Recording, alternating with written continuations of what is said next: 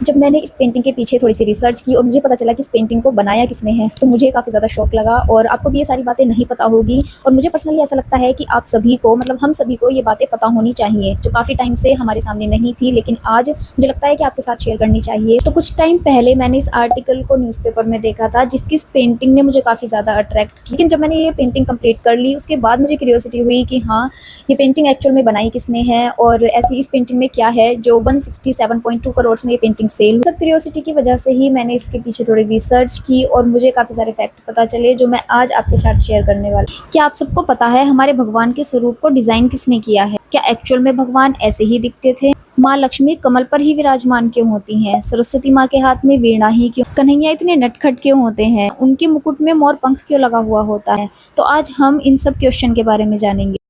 Hello everyone, welcome and welcome back to our YouTube channel. कैसे आप सभी लोग? I hope you all good. तो स्वागत है आपका हमारे इस चैनल में।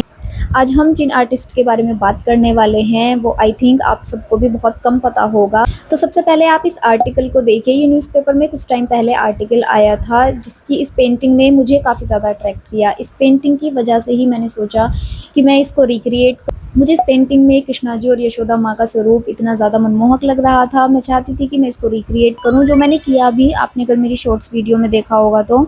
लेकिन इस पेंटिंग को कंप्लीट करने के बाद मुझे काफ़ी ज़्यादा क्यूरियोसिटी हुई। मैं जानना चाहती थी कि इस पेंटिंग के पीछे हिस्ट्री क्या है, क्यों ये पेंटिंग इतनी ज़्यादा महंगी है। ये पेंटिंग सेल हुई है 167.2 करोड़ में। तो मैं काफ़ी ज़्यादा शॉक हो गई इसका प्राइस देखकर, और मैं जानना चाहती थी कि ये पेंटिंग इतनी ज़्यादा कॉस्टली किस वजह से है।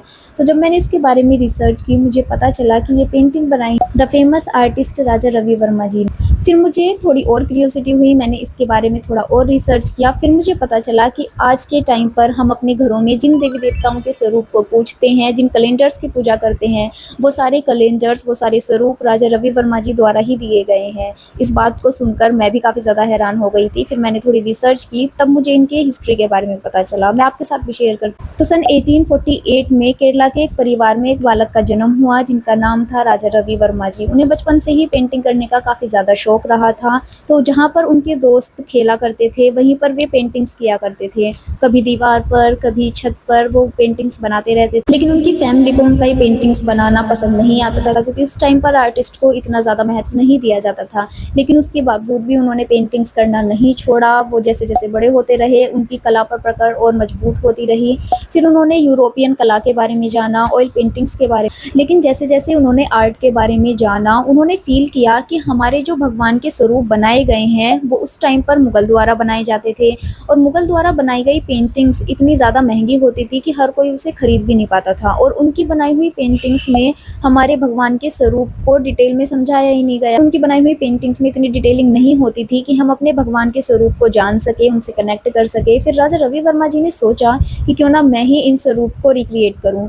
तो उन्होंने यूरोपियन कला के बारे में जाना, उन्होंने ऑयल पेंटिंग्स के बारे में जाना। उसके बाद उन्होंने अपनी संस्कृति से जुड़े हुए ग्रंथों को पढ़ा। उन्होंने रामायण पढ़ी, भगवद गीता पढ़ी, महाभारत पढ़ी, और पढ़ने के बाद उन्होंने भगवान के स्वरूप को जाना। और स्वरूप को जानने के बाद उन्होंने अपनी पेंटिंग्स बनाना स्टार्ट। उनकी बनाई हुई पेंटिंग्स इतनी ज़्यादा डिटेल्ड होती थी कि लोगों को बहुत ही ज़्यादा पसंद आने लगी। वो फेमस भी काफ़ी होने लगे, और उनकी पेंटिंग के प्राइस भी कम हुआ करते थे। लेकिन अब एक समस्या और सामने आई, क्योंकि वो पेंटिंग्स अपने हाथों से ड्रॉ करते थे, तो भारत के हर घर तक वो पेंटिंग पहुंचाना इम्पॉसिबल ही था। फिर उन्होंने एक प्रिंटिंग प्रेस के बारे में सोचा।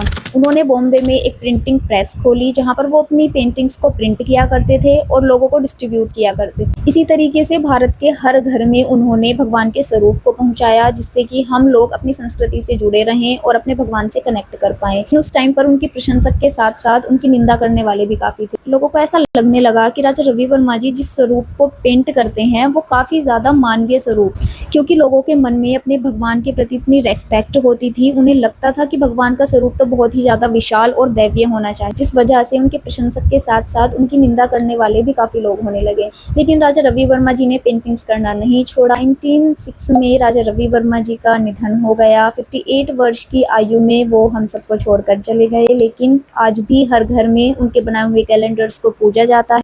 तो अब आप बताइए कि आपको पता था कि आपके घरों में जो भगवान की पेंटिंग है या फिर जो कैलेंडर्स लगे हुए हैं वो किसने बनाए हैं, वो एक्चुअल में किसने डिज़ाइन किए हैं। आई होप ये वीडियो आपके लिए काफ़ी ज़्यादा इन्फॉर्मेटिव रही होगी। मुझे पर्सनली काफ़ी ज़्यादा अच्छा लगा इन सब फैक्ट को जानना।